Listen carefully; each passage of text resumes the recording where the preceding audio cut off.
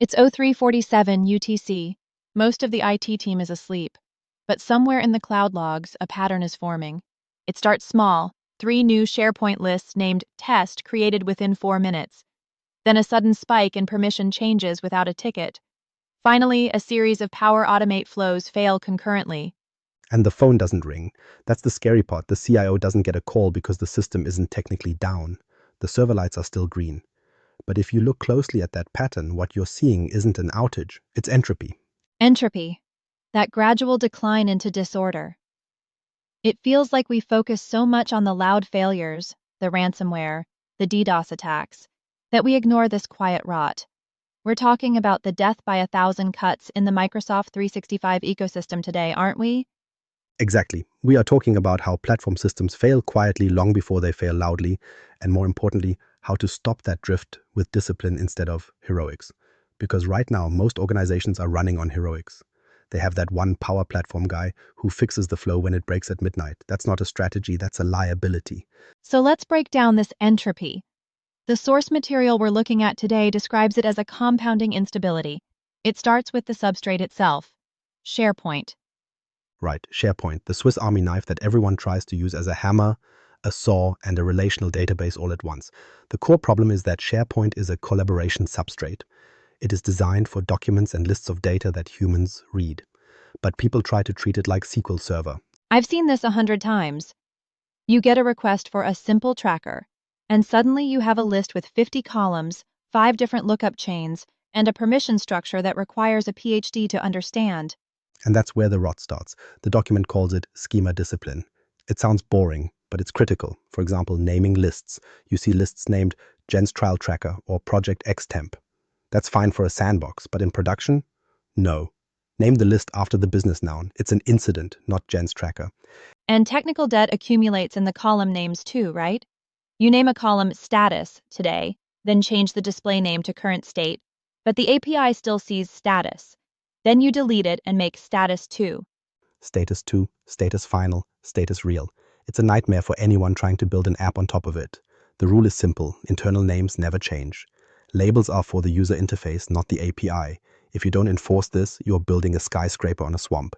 And then there's the issue of relationships. Oh, the dreaded lookup column. Lookups are seductive. They feel like a relational join. But SharePoint isn't a relational database. The guidance here is strict. 1 lookup per critical view. Maybe 2 if you're lucky. If you are trying to do multi-hop relationships, like filtering a list based on a lookup that looks up another list, you need to stop. So where do you go? If SharePoint can't handle that complexity, do you just give up? You move the data. That's a Dataverse conversation or a SQL conversation. If you need transactional integrity and complex joins, you are abusing SharePoint, and the system will punish you for it. Not today, maybe not tomorrow, but eventually a query will hit a threshold, delegation will break, and your app will show blank screens. Speaking of breaking things, let's talk about permissions. This is a huge pain point, the item level permission trap. It's the classic I want only the creator to see their own items request. It sounds reasonable, but technically, it's a treadmill. If you break inheritance on every single item in a list of 50,000 items, the server has to check the access control list for every single row every time a user queries it. It destroys performance. So the fix is to break inheritance at the site level, not the item level. Always. If you need to secure rows differently, you need different lists or a different data source. And please use groups. Never assign permissions to an individual person. People leave. Groups remain. It seems like the theme here is stop improvising, which leads us perfectly into the second pillar, Power Apps. The text describes Power Apps as either deterministic or chaos with a save button. That's a pretty stark dichotomy. It is, but it's accurate. A Canvas app feels like a blank canvas. You can paint whatever you want. That's the danger. A deterministic app means you, the developer, control the state. You know exactly what data is loaded, when it's submitted, and what happens if it fails. Versus the chaos approach, which I assume is just throwing controls on a screen and hoping the submit form wave function works? Precisely. Chaos is relying on implicit behaviors. It's putting complex logic inside a button's onSelect property that patches 3 different data sources, sends an email, and navigates to a new screen, all without any error handling. If the internet blinks in the middle of that, your data is corrupted. So how do we make it deterministic? You centralize your reads and writes. Your controls shouldn't be querying the database directly. They should be looking at local collections or variables where appropriate. and you need to treat submit form as an atomic operation. If you use patch, you have to handle concurrency. Concurrency is a big one. Two people editing the same record at the same time.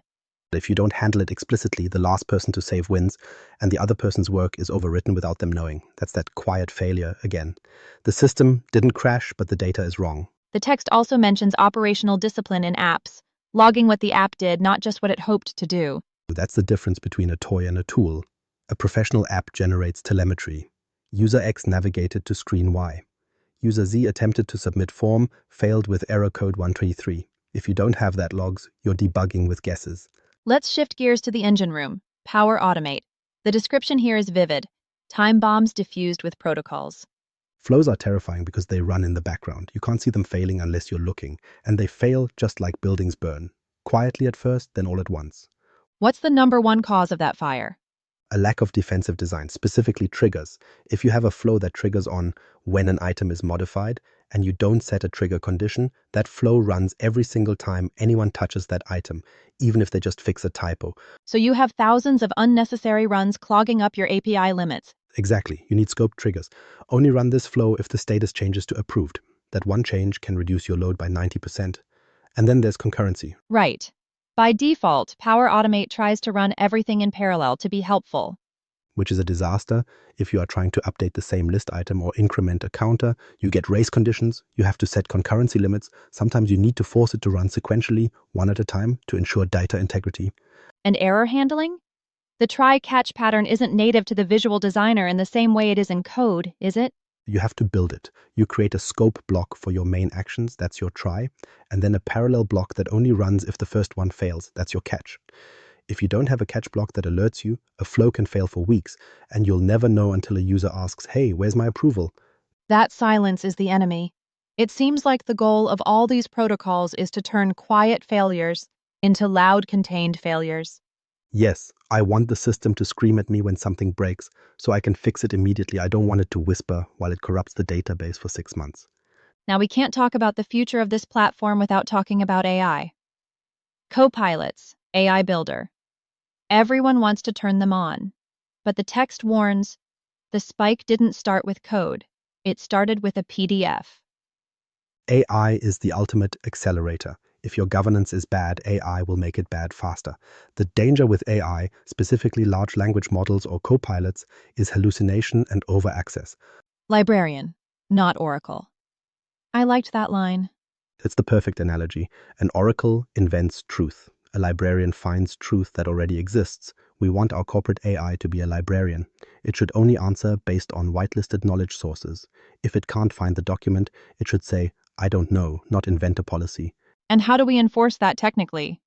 You need boundaries. For AI builder processing documents, you need a human in the loop for low confidence scores. If the AI isn't 90% sure that invoice is for $500, a human needs to review it. You don't just let it write to the ERP. And for the chatbots, the copilots? Citations are mandatory. If the bot gives an answer, it must link to the source document. No citation, no output. And critically, no direct data mutation. You don't let a chatbot directly edit your SQL database. The chatbot should trigger a strictly governed Power Automate flow to make the change. The flow is the gatekeeper. So the AI is just the interface. The governance logic still lives in the rigid, deterministic layers we discussed earlier. Exactly. The AI is the soft, fuzzy front end. The back end must remain cold, hard, and logical. We've covered the pillars: SharePoint, apps, automate, AI. But none of this works without what the text calls the governance spine, the controls that don't blink. This is the unsexy stuff that saves your job. DLP, data loss prevention policies, environment strategies. You cannot have people building production apps in the default environment. The default environment is the Wild West. It's where governance goes to die. You need a dev test prod separation. You need managed solutions. If you are moving raw zip files of unmanaged solutions into production, you are asking for trouble. And service principles. Stop running enterprise flows under Steve's account, because when Steve wins the lottery and quits, the entire accounts payable process shuts down. Use a service principle, a non-human identity, so the system relies on the architecture, not the employee roster. It all comes down to a choice, doesn't it? The conclusion lays it out: alignment or entropy. That's the binary choice. There is no middle ground. You either enforce structure early, which feels restrictive and slows you down initially, or you pay for reconstruction later. and reconstruction is always 10 times more expensive. It's interesting. We started by talking about technical settings, indexed columns, concurrency limits, but this is really a philosophical stance on how technology should be managed. It is. It's about respecting the tool. SharePoint, Power Platform, AI, these are incredibly powerful tools, but they are not magic wands. They require a schema, they require protocols. If you treat them with discipline, they scale. If you treat them as a playground, they will become a graveyard for your data. Everything else is entropy with a friendly UI. That's a haunting thought. It should be. Because when you log off today, those flows are still running. The entropy is still pushing against your walls. The question is, did you build the wall strong enough? So for our listeners, the call to action is clear. Don't wait for the outage. Look for the signals.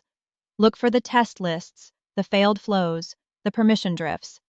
Go check your environments, implement the DLP, separate your dev and prod, and for the love of data, go index your SharePoint columns. Simple, actionable, and absolutely critical. If you ignore it, well, If you ignore it, I'll be back. But next time, we won't be talking about prevention. We'll be talking about disaster recovery. on that cheerful note, thank you for listening. This has been a deep dive into the mechanics of platform governance, Stay disciplined. and we'll catch you in the next episode. Goodbye. Goodbye.